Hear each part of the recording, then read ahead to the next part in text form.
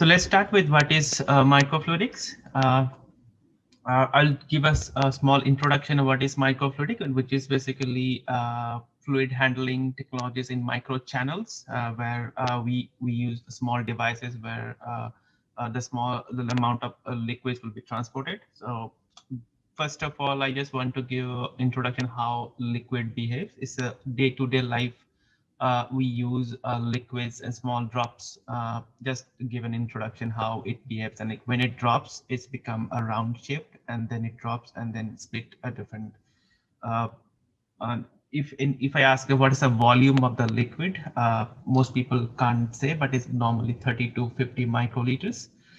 And those 30 or 50 microliter, if we use in the microfluidic chip, it can separate each the drop into 1,000 smaller droplets. That means each drop maybe on 1 nanoliter, at least a 1 or 2 nanoliter, maybe depending on the size and shape on the mechanism we're going to use. And then when we need a microfluidic, there's a sample saving. For example, we are using something nanoliter to few microliter. For example, if you draw the blood, and then the blood is about a few milliliter, but think about a situation where we need a very small amount of blood. I mean, if we do not have this kind of technology to deliver when a kid maybe some sample which is available very less amount, then this kind of microfluidic technology really helps. And second is noble physics, because the diffusion, surface tension, and all this awesome phenomena happen in a nano or microliter. I mean, it's very difficult to manipulate liquid in larger volumes. Second, the faster analysis. I mean, suppose you have a pan of water and you want to put in the gas and you want to heat it up, like depending on the volume of your water, it takes time to heat up. So instead of having 1 liter of water, if we divide the water into multiple small, and we can heat it the same way, and we can heat up the water much quicker way. This is a basic where we can understand smaller volume really works well. Then the integration, because we are going to test where the sensors, and smaller volume always give a positive benefit when we talk about the microfluidic chips. Then overall what we get is a faster, more controlled response to our liquid handling, and also getting results from the sensors. Right. So considering the microfluidic valve sensors and all this kind of phenomenon, we can make it like scale. I mean, from 1 angstrom to few meter length, and this is the different size of the biomolecules, and also size of the small living things like bacteria. And this chart gives a brief understanding of how the size of the microfluidics and the size of the live thing available in the in nature. So coming from that slide, I mean, considering all those small volume, if we don't consider that one, and typical chemistry lab and having different small units where reactions are happening, is look like this one. So it is very, very difficult to handle all these different reactions and need to be channelized, and it will be bulky. So another aspect is, think about a small amount of liquid, and we are going to use something with our existing technology, with a small microcentrifuge tube. And the small droplet will just stick on the one surface of the microcentrifuge tube. I mean, we can't mix, pump, or do anything with that. So for that, we need to miniaturize our device to handle those kind of micro volumes. So this is a common picture available in the internet, which is says in how a big lab, which is having different units and different places, could be miniaturized in a smaller volume. So this small chip can do exactly the same thing what is a big lab can do. So all the mixing, all the pumping, and all the reactions, all the sensing is happening on a smaller chip, because nowadays technology is evolving, and then we can go to the next generation fluid handling and sensing. And if you see with the companies which are working on that thing, this is a whole list of companies which is having a device in the market. So one of the most important is a board, which is iStat, with a small microfluidic cartridge on it. And if you insert the small device in it with the blood sample, it can detect your like heart proteins, normal troponin I or NT-proBNP, all this kind of. And these are some other companies which are actually working for a few like 10 or 15 years back in the history. So these companies actually developing different microfluidic platforms. And maybe as a researcher I know a lot about the microfluidic, but in general public they do not consider the smallest microfluidic handling thing, because they consider the overall output of the device. Okay, so if we go for a smaller volume, it's not as easy we think. There are a lot of challenges, and that's when we have a challenge, then we really need to solve those challenges. Is one of the main challenges, viscosity. So in the right side, there are two pictures. One is honey and then the water. So when we squeeze liquid in a smaller area, the water actually behaves like a honey. And to handle honey is really difficult. When you take a spoon and take honey from a bottle, and we have to wait how the honey is dripping, and then it will finish, and we take the spoon to the next in your bowl or something. I mean, that's difficult to handle. And second way is how the flow is happening. If you see the picture here, that says a small droplet goes through a smaller channel. So when it goes inside the smaller channel, it squeezes and it pressurized, and it's difficult for it to pass through the smaller channel. So it's a big problem for the microfluidic to pass through a smaller channel. It's more like pushing honey in a small tube. Second part is the fabrication. Like when we think about smaller dimension, the fabrication method is expensive, is need to be a lot of technological advancement, and then need to go for the biocompatibility, because some of the fabricated material may be good for the technology, but not as good for considering how it is fabricated and how to get exactly the dimension we are looking for. Second, we always find the powerlessness. Like we expect a device will work on our palm or on our hand. I mean, then we need to think about the power, because we are pushing kind of honey inside a small channel, and then we need a lot of power to push all the liquid inside the channel. So we have some issues with the power. So we always develop chips which is smaller, but to handle that chip is like a big lab. So whole lab is set it up just to run a smaller chip. So this is an old picture. I mean, by the way, people are developing this thing. It's not that big as it looks, but definitely this is a challenge to bring some microfluidic chip on the pump, or it would be difficult to make a handheld device. The next channel is finding researcher. I mean, who is really working on the microfluidic team? Like, who are they? Basically, microfluidic need a lot of design engineering. That's why it's mainly came from my mechanical engineer. And suppose somebody is starting from physics or mechanical background, and then when they develop a microfluidic, is definitely need to deal with biological samples, so they need to learn the biotechnology. Fine. Then when they develop some kind of biotechnological knowledge, they need to know the chemistry of all the molecules and all this thing happening. So they will learn chemistry. Finally, when they have a device which will be working and will be fantastically working, then we need to know the material science and nanotechnology. Then in the middle, somebody is working as a microfluidic researcher.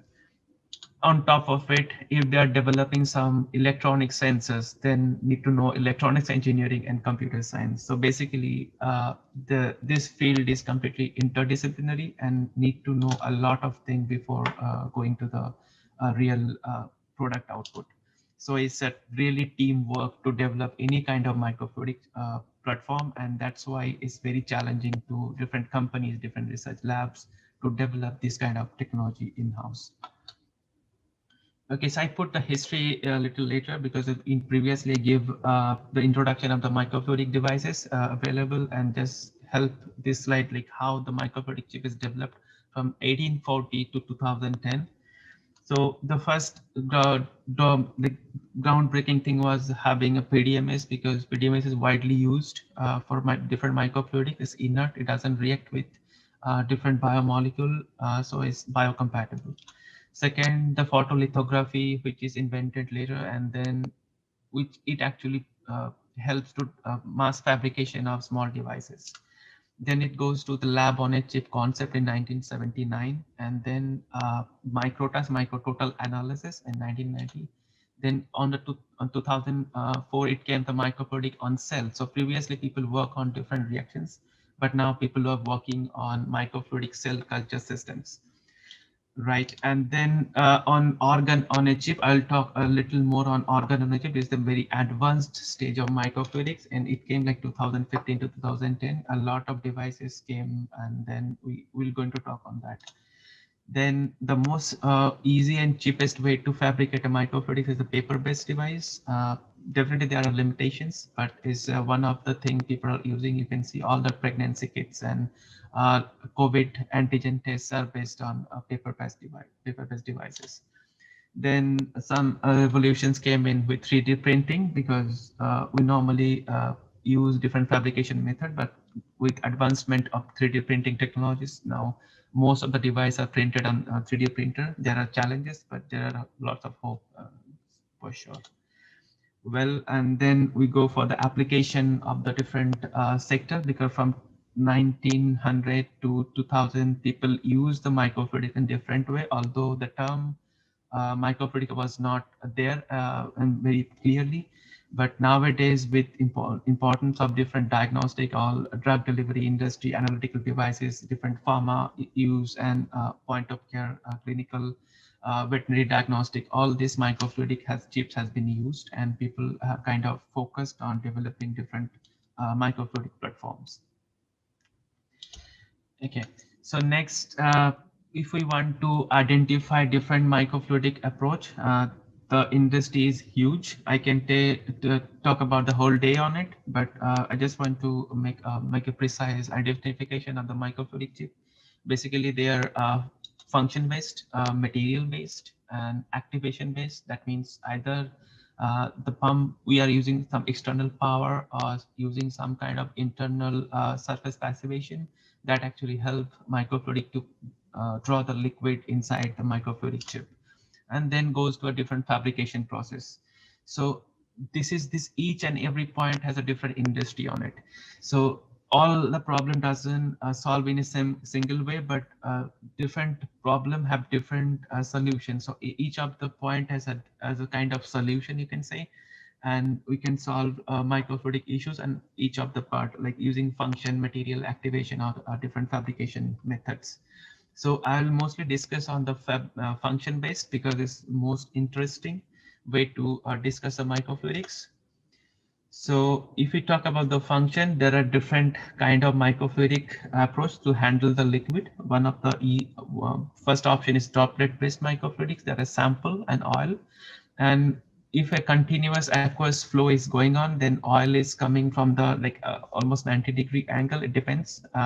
Then there's this like flow frequency. That means the flow is not continuous for the oil. It gives some pulse. With the different pulse, the liquid, like the water side of the liquid, the aqueous side of liquid is split into different droplets. And people use this kind of research to identify a large amount of sample with number of droplets, how many droplets having fluorescence, how many droplets having chemiluminescence, and we can count the droplet. Instead of going with one continuous device, we can break at small units, and we can identify things. Then goes to the continuous flow microfluidic. That means there are different channels, and this is a spiral kind of thing. So if you see the picture in the right side, we have two blood inlet, and one is a tumor cell outlet. That means in the middle, there's an inlet where we put the blood, and we rotate. And because of centrifugal and centripetal force, depending on the blood cells size, shape, and all the things, and then they are separated with a different centripetal force. So one side you are having a blood, and on the other side we can actually isolate tumor cells. Second, the electronic approach of controlling fluids, which is digital microfluidics. So every surface is different. So when you drop a small amount of liquid of any surface, it make a small droplets. And depending upon the surface, it's either hydrophobic or hydrophilic, the liquid sprayed on it. And we can actually manipulate the surface on the bottom with electric charge.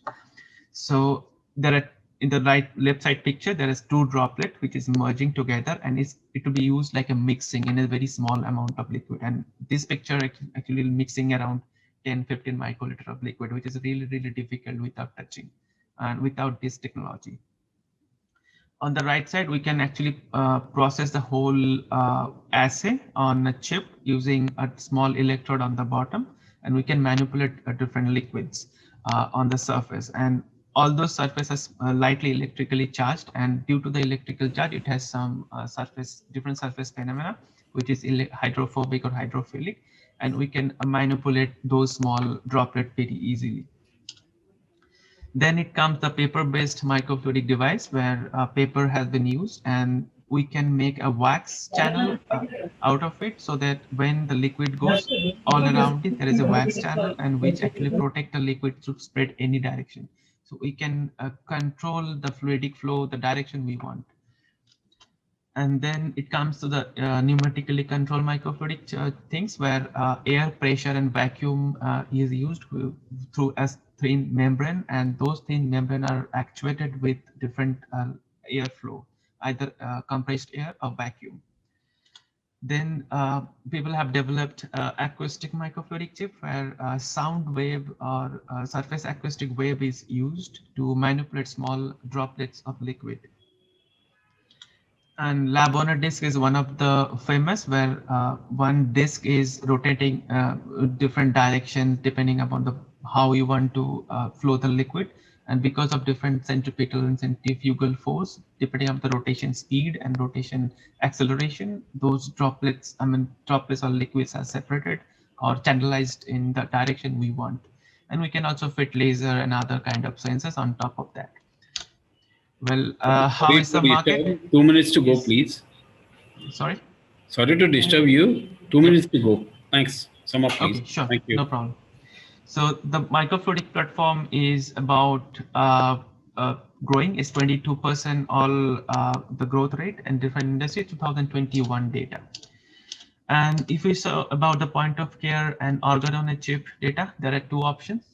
One is lab on a chip, which is chip is sitting on a table, and the second one is wearable sensors. And the next most exciting thing is organ on a chip. So people work on cells previously in microfluidic chip, then went to the tissue, and people are working on the organ. Well, it's an application of different lab on a chip based upon a material used, and mostly people use polymers. And in some case-to-case basis, people use silicon or glass substrate as well. And talking about the organ on a chip, organ on a chip actually came in 2010 when lab on lungs on a chip was developed. And then that lung on the chip went through a long distance and came. Now we can have papers and publication on lungs, liver, kidney, brain, heart, gut, and skin as well. So what we are developing right now, basically we have a whole microfluidic chip, and each section of it is have a different organ. So we can actually develop a human on a chip. So this is a very exciting technology, and for that we don't need to test all these kind of animals. We can avoid all those and make a microfluidic chip which can test the whole human body. And it could be depending upon the whole human to human, different cells, different chip, and can be tested on them before testing in the human body. So this is a different companies which are working on different microfluidic platforms. This is a COVID-19 related things. And then about the key player. So this is the all people who are working on the microfluidic last 10 to 15 years. And these are big companies. So what is the main goal for that is cost per test is because of the small area of the chip and disposable cartridges and the duration of test, we can reduce the cost. So at that moment, the question arises, if we reduce all these things, can we, are we taking the jobs from the current scenario? Definitely no. But if you think about the rickshaws before, like now is Uber, is that their job is lost? Not really. They have to upgrade, and with really giving good customer feedback, and people rely more. I mean, we rely definitely more to Uber with different apps and all this, and we can give a customer more them take much more further they want. So as a MiFi, what we do basically, we also going to launch an edge device, and it having us different microfluidic platforms. And basically, if you want to say what kind of, is mostly capillary driven, and there are engineering inside. Let you know guys later. And then thank you so much for giving the opportunity to talk, and I'm open for any collaboration if you need. And the most important is the survey. I mean, what your thoughts and what kind of things are available.